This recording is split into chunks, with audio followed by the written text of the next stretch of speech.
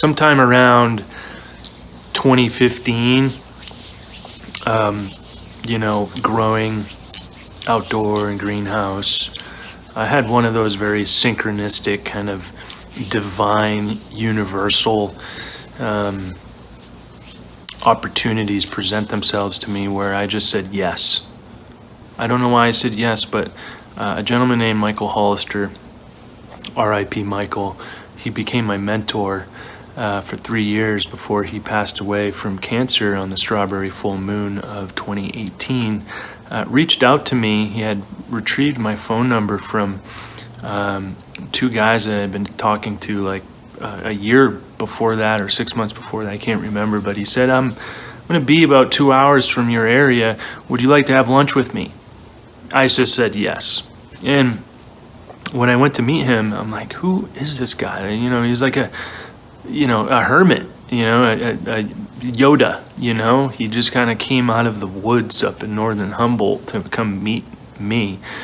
And that conversation we had for about 2 hours really just blasted my world open on there are other people out there that are actually doing real strong intentional work around the plant and using the plant to make real intentional medicine or plant medicine to assist in mental health, spiritual health, pain management, recovery from drugs and alcohol, specifically opiates and SSRIs.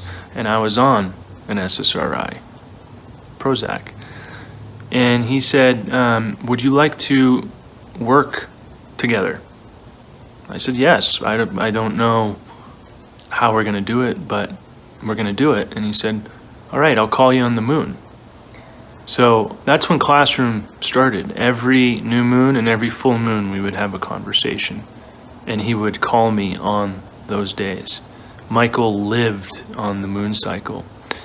He was the epitome of a spiritual being and the most humble man that I ever have come across. And from that point is when he really helped me understand the combinations of plant compounds and terpene profiles. And terpenes are what that's the smell that exudes from any plant.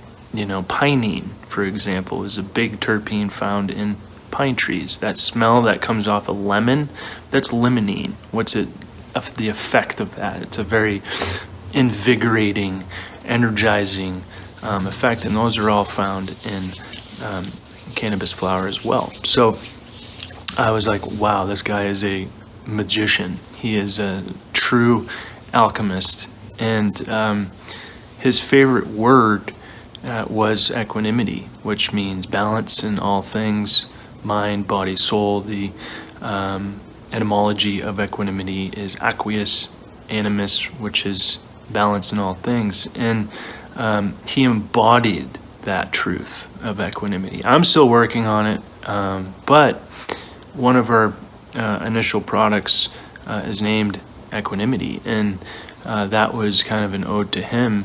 When we're sleeping better, when we're eating better, when we are having better relationships with self and community, when we are balanced, when we are in the now, when we are in the present, and we're not being triggered by people, places, and things, we have a much greater chance at being in equanimity and staying in equanimity. And that is what Michael had taught me. And he went beyond just helping me understand more about the plant and its wisdoms. He was a very worldly man, and we look to him as our spiritual advisor. And Michael is essentially, he's a co-founder of Medicine Box, and really don't think I'd be here today if I didn't learn the things that I did from him. And I feel like I'm on a mission, and I was chosen to be on this mission.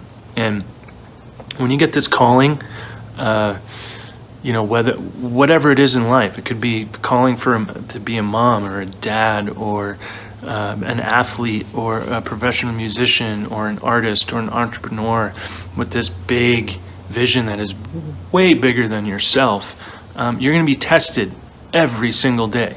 Your self-esteem is tested. Your equanimity surely is tested. You have these, people that,